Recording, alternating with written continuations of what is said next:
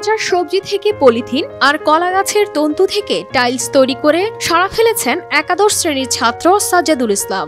পরিবেশ ধ্বংসকারী অন্যতম একটি বস্তু পলিথিন, যা পচতে সময় লাগে প্রায় 400 থেকে 500 বছর। তবে সবজি থেকে সাজ্জাদুলের তৈরি এসব পলিথিন মাটিতে 1 মাসে ও পানিতে 3 মাসে পচে যাবে, যা মাটির জন্য হবে জৈব সার ও পানিতে হবে মৎস্য খাদ্য।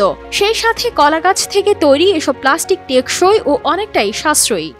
যে বায়োপ্লাস্টিক মাটিতে 1 মাসে ও পানিতে 3 মাসে পচে যায়, এবং সেই প্লাস্টিক থেকে যখন সেটা মাটিতে পচে সেটা মাটির জন্য হয়ে যায় সার, জৈব সার, এবং পানিতে হয়ে যায় মৎস্য খাদ্য। সানবিট সব দিবে সামাল। সানবিট ম্যাজিক প্রেস ডিশওয়াশিং এর মাথা ঘোরানো সলিউশন। টাইলস তৈরির জন্য প্রথমে সংগ্রহ করা হয় কলা গাছের ছাল। সেগুলো নির্দিষ্ট আকারে কেটে নেওয়া হয়। ছাল থেকে তন্তুগুলো আলাদা করে রোদে শুকানো হয়। শুকানো তন্তু ছোট ছোট করে কেটে নিয়ে তাতে দেওয়া হয় 35% রাসায়নিক দ্রব্য। এবার আমি এই তন্তুগুলোর উপর কেমিক্যালটা ঢেলে দিচ্ছি। কেমিক্যালটা ঢেলে দিলে এটা একটা সম্পূর্ণ টাইলসের মতন একটা আকার এবং গুণাগুণ গঠন করে নেবে।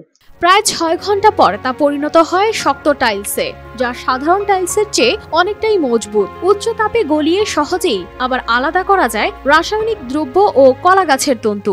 কেমিক্যালটা যে ঢেলেছিলাম সেটা 6 ঘন্টা পর শুকিয়ে গেছে, এবং অবশেষে একটি দীর্ঘ টেকসই একটি টাইলস আমরা পেয়ে গেছি।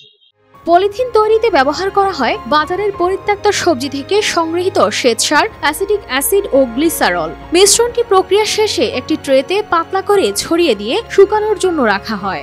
প্রায় 12 ঘন্টা পর মিশ্রণটি শক্ত হয়ে পরিণত হয় পলিথিন, যা পচনশীল ও পরিবেশ বান্ধব।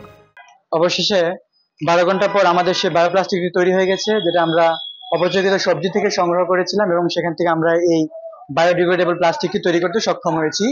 কলা গাছ একবার ফল দেওয়ার পর কেটে ফেলা হয়, তাই এই গাছ সংগ্রহ করে শুধু টাইলস নয়, প্লাস্টিক, কার্বন ও সিলিকনের তৈরি প্লাস্টিকের আসবাবপত্র, মোটরযানের যন্ত্রাংশের বিকল্প, এমনকি বুলেট প্রুফ দরজা জানালাও তৈরি করা সম্ভব।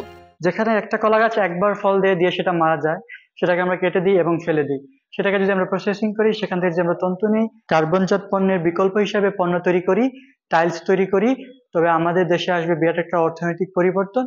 বাংলাদেশে প্রতি বছর প্রায় 3000 কোটি টাকার ফল ও সবজি অপচয় হয়। এই অপচয়কৃত শস্য থেকে প্লাস্টিকের বিকল্প হিসেবে ব্যবহারযোগ্য পণ্য তৈরি করা হলে দেশের অর্থনীতিতে আসতে পারে বড় একটি পরিবর্তন এবং কমে আসবে পরিবেশ দূষণ। সবজি অনেক ফসল নষ্ট হয়ে যায়, সেই ফসলগুলোকে যদি কৃষি অধিদপ্তর নিজ আওতাধীনে এনে রাখে এবং সেটাকে যদি আমরা একটা বায়োপ্লাস্টিকের কারখানা তৈরি করতে পারি, সেখান থেকে আমরা যে প্লাস্টিকটা পাবো, সেই প্লাস্টিকটা বিক্রি করে আমাদের দেশের যেভাবে উন্নতি হবে, পরিবেশের একটা বিরাট পরিবর্তন আসবে।